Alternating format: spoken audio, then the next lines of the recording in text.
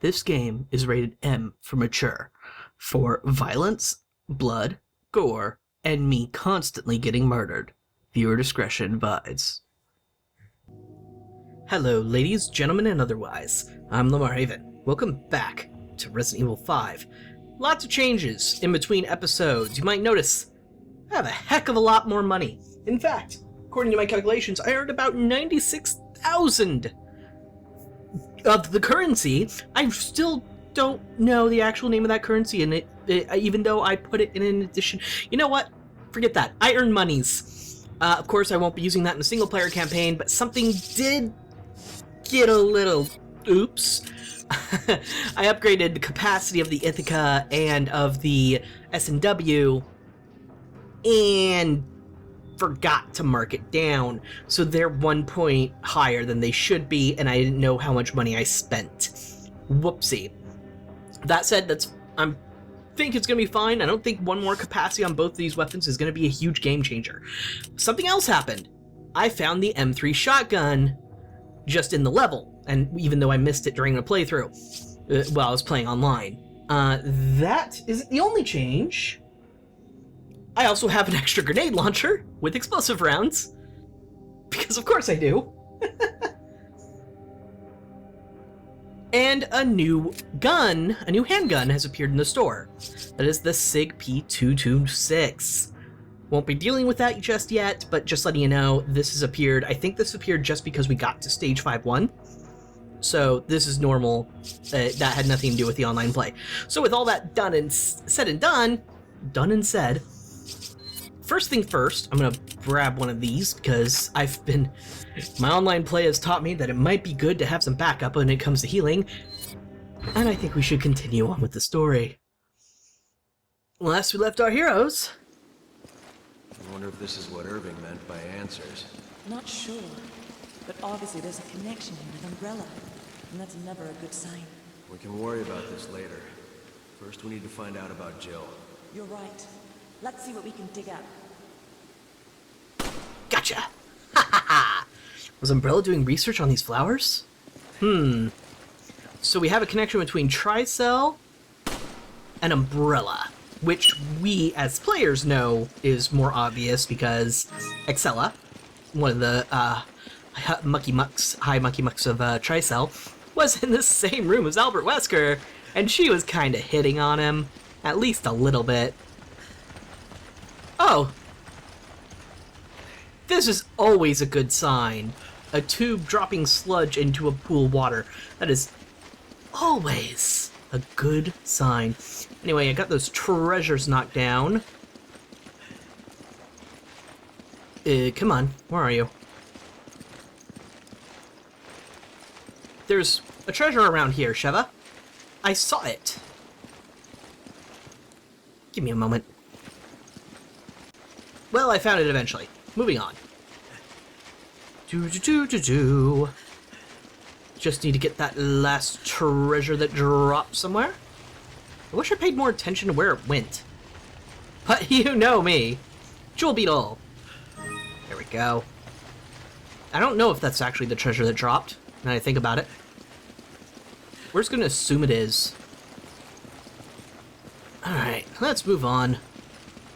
Enough mucking about. Oh, there's the other treasure. Okay, never mind. The Jewel Beetle is different. Oh, and I also have a lot more ammunition for my online play, but I stuffed most of it and hidden away. Ooh, a document.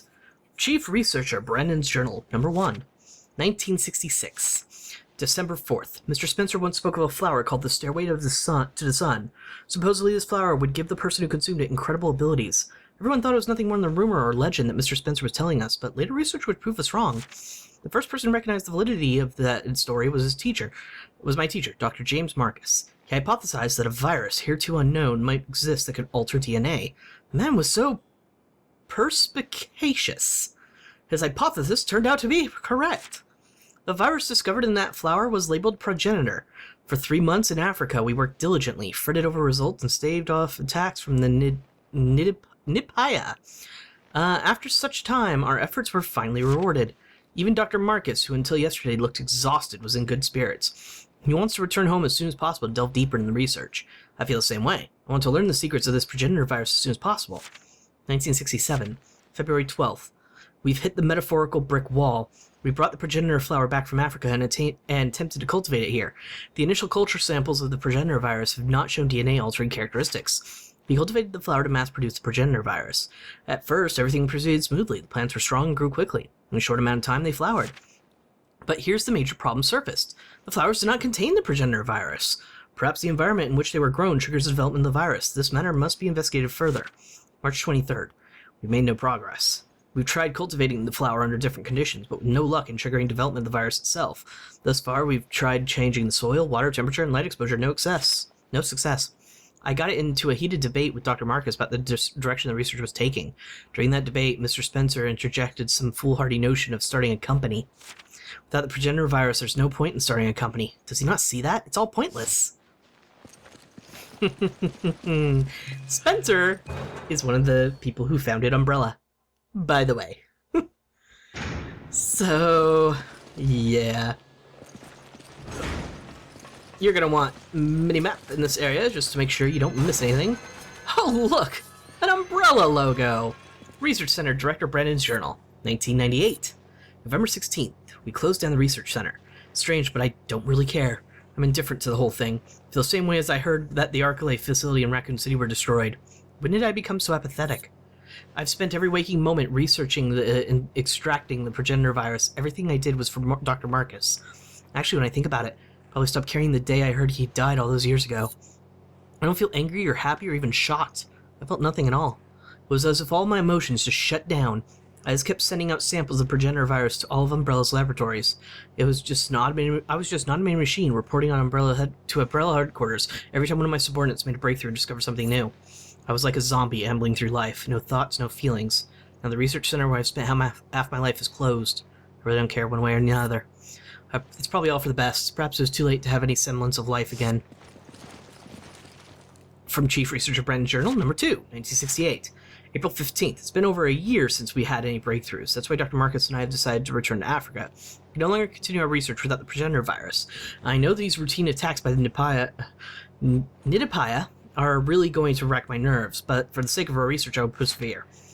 In the face of my foreseen dismay, it was Mr. Spencer who provided the answer. If you're worried about the Nidapaya, then we'll just have to remove them from the equation. Only imagine the look of shock on our faces. The idea never occurred to us. It was quite an atypical solution for our problem, but it seemed to be the only option available. Dr. Marcus and I decided to try Mr. Spencer's plan. August 19th. Finally, some good news. We learned that we were able to chase the Nidapaya off our lands. The land we acquired only amounts to half those underground ruins, but it includes the area where the progenitor flower grows. There should be no issues. Mr. Spencer said he plans to construct research facilities on the site, which will expedite our research in the virus. We hastily made our preparations to depart from Africa, but Mr. Spencer requested that Dr. Marcus stay in Raccoon City to take over the training center. We were initially taken aback by their request, but we soon realized it was a logical course of action. Dr. Marcus needs a calm environment to properly conduct his research. In Africa, there would be no proper facility for him to use at this time. I just hope the African research facilities get built soon. So now I will go alone to Africa and send back samples of progenitor virus to Dr. Marcus. Both Dr. Marcus and Mr. Spencer agree that this is the best course of action. I have to start making preparations to go. Feeling I'll be pretty busy starting tomorrow.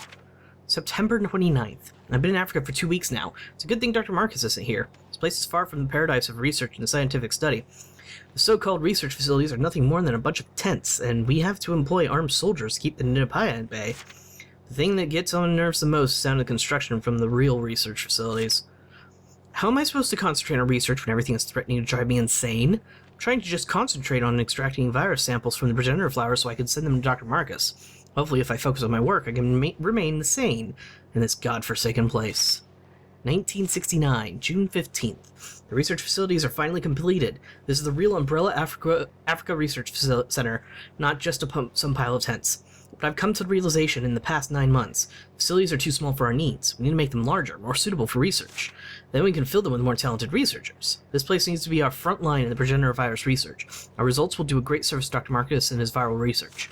In a rare turn of events, the old skinflint Spencer actually agreed with me on this. So much information! And not much of it terribly useful, unfortunately.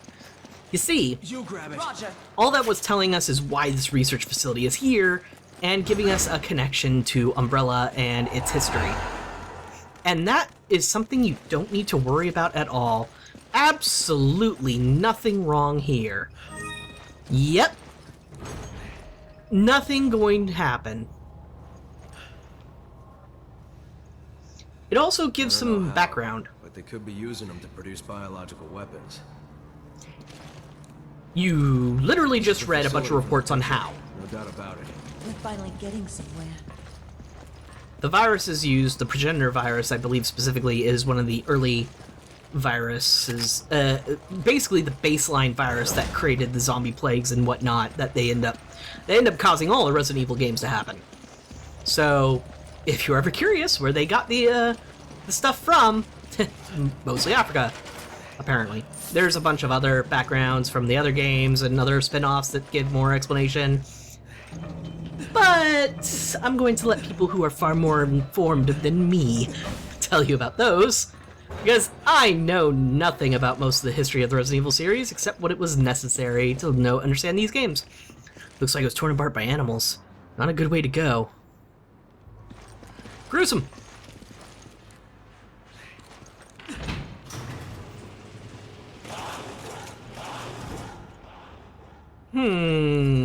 Careful. I saw something. That you did. Well, all that's between us and moving on is glass.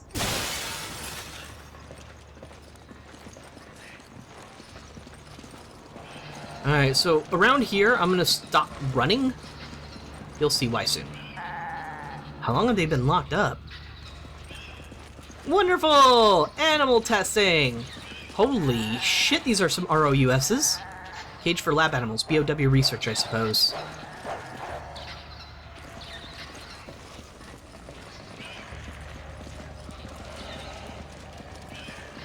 Hi, puppy. It's okay. We're not going to hurt you. Pick up green herb. Alright, now I'll get back to running, except here. Haha! Because we're gonna find a new enemy! I think they're like lickers or something? Or like... I know they're a classic enemy that's returned.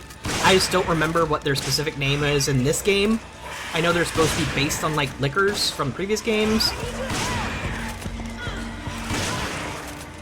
Yeah, that's bad. I'm gonna die. Are you okay? Alright, that takes care of that. Oh goody, some handgun ammo. That was close.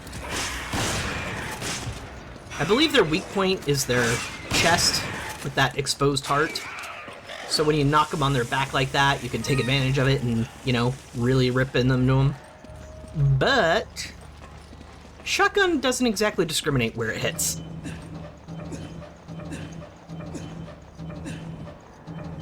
Come on. Open. Alright. Okay, I mentioned specifically walking for a while. We're not at that part yet. Don't worry, we will be soon. Ooh, red herb. Convenient. This room is where all the fun happens. An AK-74. Safe full of money. So this is the monitor room. All the monitors are offline now. Because that'd be too convenient, being able to see this entire facility and what's going on all at once. Checkpoint. Thank God there weren't more of them. Yeah, we wouldn't last in a fight with a whole horde. Nothing. I'm saying nothing. Don't pull that lever. Just whatever you do, don't pull that lever. Roger. Come on! Okay. Go on, Java.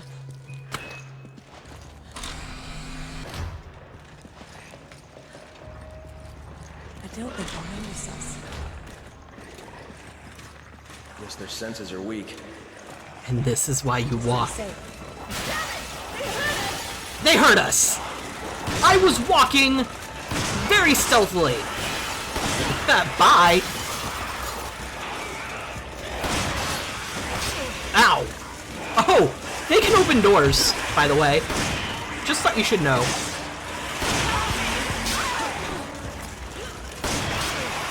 Ow. If you, like to carry around the grenade launcher, this event might be one of those times you want to do so.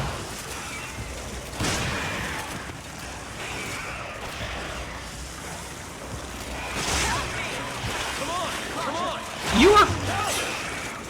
She said help me, so I was trying to help her, but for some reason it just decided, no, she's fine now. You know, I was trying to avoid this whole mess. I'm trying to keep you guys alive. I was being so nice. Ow. And you're all being so rude. And why are they even going through the door? You can come through there. There, you're helped.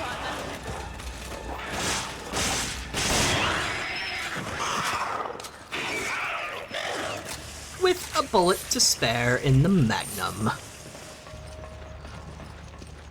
Alright. I think we'll be okay. If you try to use a handgun against that many of those enemies, you're just silly. By the way, if you didn't aggro all of them by the time you got to that door, kicking it open would have aggroed them. So, you could have just run all the way over here. Even if you aggroed them when I did, you actually had plenty of opportunity to just run over here to this door and try to escape. Unfortunately, it's an elevator. And you would have had to press that button and wait for it to come down. So... Oh, but it still spawns some lickers, because of course it does. Doesn't it? Come on! Come on! Oh, it does. Alright, well, that's the end of that. And I was making fun of people for using handgun on this. But I think headshots actually matter to these guys, so... Yeah, but I could get treasure, so I'm gonna stay and fight you. Come on. As long as you stay, like, right next to your partner and don't let them get close enough to melee you, you should be... Really, Sheva? Really?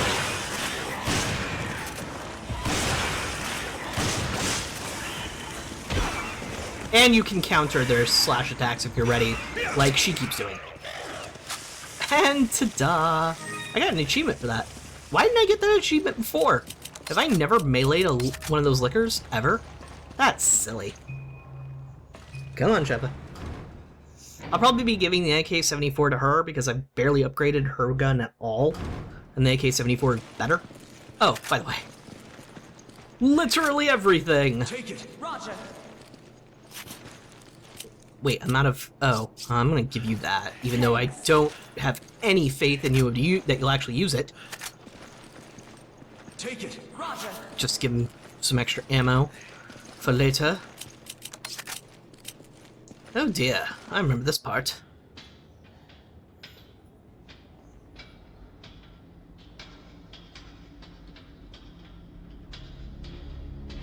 What the hell?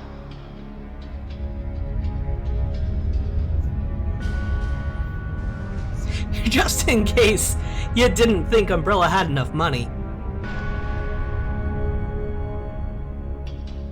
This was in the pictures, too. Wait, that means Jill might be here.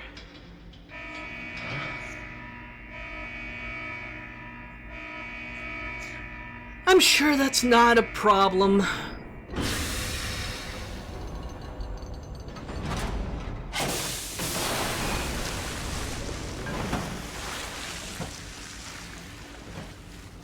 Bye! What have they done?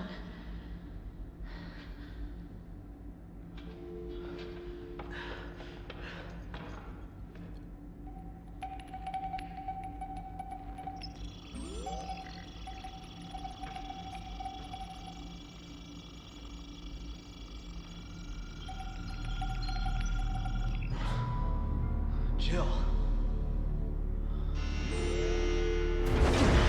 Whoops. Well, guess we're going to find Jill.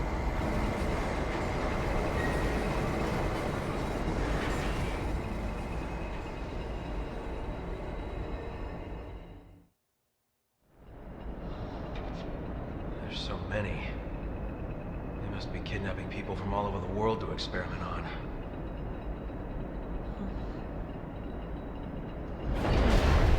It stopped.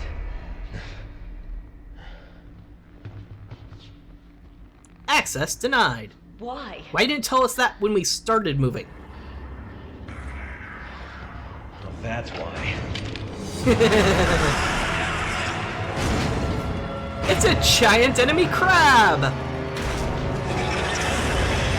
And guess what? We're gonna have to attack its weak point for massive damage. Its weak point? Its mouth. Wow, I thought it would give me some sort of dodge prompt or some kind. I was wrong. That was mostly for me, Sheva. I believe... Ew, that's right. There's the squishy bits. So you could go straight for the mouth, which causes this to happen. Or you can be intelligent enough to notice the squishy bits on the arms and go for those instead. Except, because your AI partner follows you like a frickin' hawk... No, attack. It decides it wants to follow you everywhere. Ow! Really? Oh, please tell me you're dealing actual damage to it and not shooting its armored parts, Sheva. There we go. That makes that happen. So, I'm gonna show off something special in a bit if I have the inventory space for it. I don't. I'm just gonna use this real fast. Hold on, I need to put on my perfume. Sheva, did you... Okay, she gave me the handgun grenade. The AI actually gives you a hint as to something you can do on this fight. And I'm gonna show it off in a bit. And it involves the hand grenade. And I bet you can assume what's gonna happen.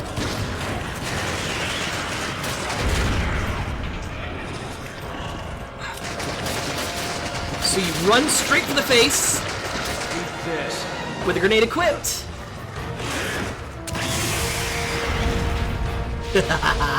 And expose its juicy, juicy brains. You don't have to do this to beat it. It's just kind of recommended because it makes everything a lot faster.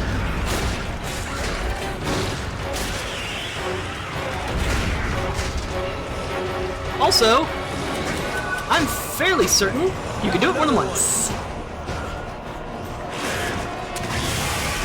Explodey bits! Now its brain's even more exposed.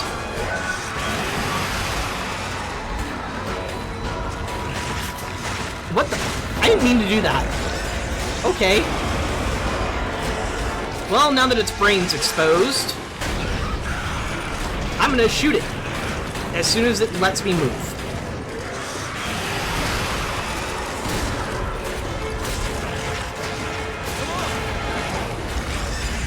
Actually, no.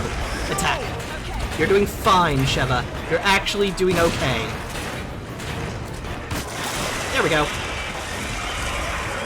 I'd imagine taking shotgun blasts directly to the brain would put a dent in your plans for the future.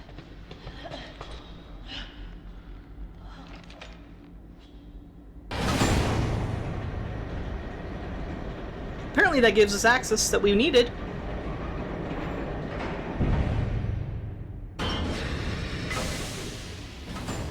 That's how my security systems work. You have two options. Either you put in the correct password, or you beat up the security system. Then obviously you're on my side. This is it. The person we've been waiting for. Jill Valenta? Uh-oh. Damn it. Where is she? Mr. Redfield. Hey, Excella. How nice to finally make your acquaintance. Who the hell are you? Excelligiona. She works with Tricep, Nice. You've done your homework. an officer in the Global Pharmaceutical Consortium. Why? As if I need to explain myself to you. Although, weren't you two given orders to retreat? So it was you. Where is Jill? Jill, even if I did know, you think I would tell you? Cut the crap. Tell me where she is. As soon as you two are done with your little vigilante mission, you should leave. There's nothing here worth throwing your lives away for. She's lying. She knows something. It's time we get some answers. You know, Chris always did remind me of Batman. Anyway, with that, we have managed to get through the facility, fight the giant crab boss, and find a hint as to where Jill might be. Or as to say, we're out of leads. Who knows? Maybe we can find something else now the U8 file is in the library. So, thank you very much for watching. I'll see you folks next time.